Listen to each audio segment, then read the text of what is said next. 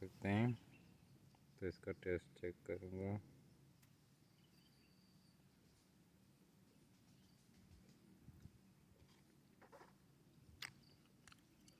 काफ़ी मीठा है।